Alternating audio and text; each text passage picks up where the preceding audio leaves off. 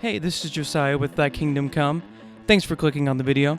This is a short clip from episode 4 of our podcast where we talk about the ban of the hip drop tackle. If you enjoy the content and would like to see and hear more, make sure to like, comment, and subscribe. Enjoy the video. Justyn, I want you to talk about this ban of a swivel hip drop tackle. I cannot tell you how much I despise this. So I say, being a former football player myself, it was 17 years ago.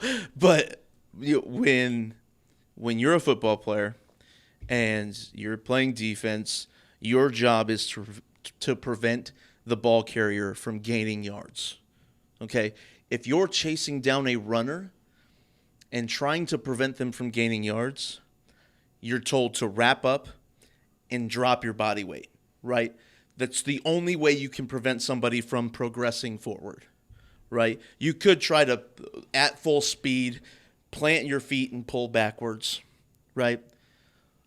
But the NFL has approved a ban of the hip drop swivel tackle, whatever you want to call it.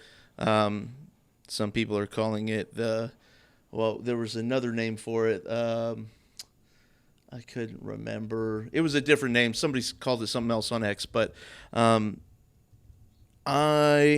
don't like it. So I did some research yesterday. Yeah, give us some of those stats of this. Some stats. All right, so hip drop tackles in 2023 were used 230 times, resulting in 15 players missing time with injuries.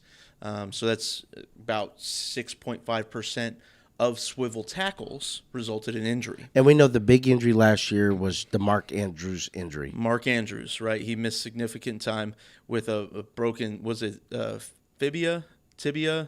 Yeah, one of those things. One of those, and like ligaments. I don't know. It's one of the ibias. Bones. One of those bones. So I looked into the average amount of plays in a game. I did a lot of math here, guys. I enjoy math, so it was fun for me. The average amount of plays in a game is 153. Okay? The total games in 2023 was 272. I could not find how many injuries there were last season. They didn't give me a total. So I went with the most recent stat they had, which was from 2020, and there was 2,113 injuries in 2020. Not all of those resulted in missing time. Some were just like nagging injuries, but that's how many injuries were reported throughout the season, because you do have to, as a team, report injuries to players, right? So that being said, the total amount of plays per season is 41,616 on average. So with a 2,113 number of injuries around there, we'll call it 2,100. That's an average of 5% of plays result in an injury in the NFL. Not all being serious or missing time. Of those, 0.7% of those injuries come from hip drop tackles. Okay, which is not that high. That's not that high. Not at all. And when you think of significant injuries, there are more significant injuries from non-contact in the NFL than there are from hip drop swivel tackles. So I'm just saying, let's just not put them on the field. Okay? If that's the case, why?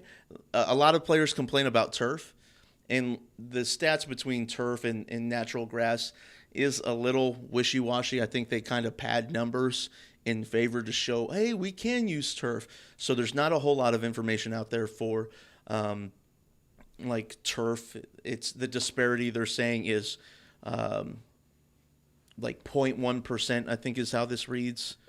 It says a 0.001 difference. I think that reads 2.1%. So it's not huge, but when it comes to the hip drop swivel tackles, I think you can honestly say that 6.5% of the swivel tackles resulting in injury is not that much of a disparity from 5% of all NFL plays resulting in injury. You know, and like I said, there are more So 15 swivel tackles resulting in injury compared to, I think it was, oh man, I didn't write this one down. There were, I think, 50 or 40 torn ACLs or something like that in the last couple of seasons. Those are non-contact injuries most of the time. That's very true. You had 3 quarterbacks tear ACLs or something like that. Two, at least 2. I know of 2 at least with Rodgers and Cousins. But I mean, just look at the linebacker from, name is slipping my mind. One of the hardest hitter in the NFL, the Super Bowl, in the 49ers. There were 52 ACL tears suffered last season. He was running on the field, coming off, from a change of possession. Yeah. And then, yeah. It's so more significant injury, and those are season-ending injuries. Yes, they are. They're not just injuries missing time, right? They're season-ending injuries. Even though Aaron Rodgers said he would be back by the end of the season. Yeah, that didn't happen too much. But I am very against this. Players, the NFLPA, they don't want this ban. Yeah, it's hard to control just the way that you're tackling. And to correct our injury with Mark Andrews, there was an ankle injury. But it is very hard to, it's the same. It's the same thing, right? Like when it goes around with the roughing the passer right now. Sometimes those big guys get moving, and of course, they don't think to slow down before they hit the quarterback. So it's again, it's adding a judgment call to referees, which is the one thing we want removed from the referee's decision. We don't want them making judgment calls. The referee should be there to make definitive calls. Yeah, because that can be that call could be very huge, in the matter of the game, right?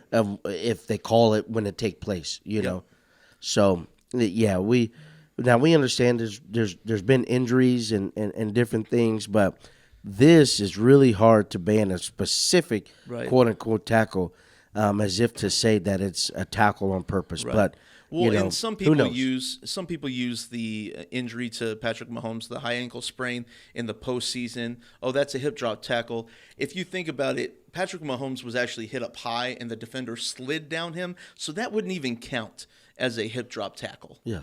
He's a slithery snake, so it was hard to get him down, But yeah, don't be hurting our quarterback. Don't still, be hurting though. him. We'll come for you.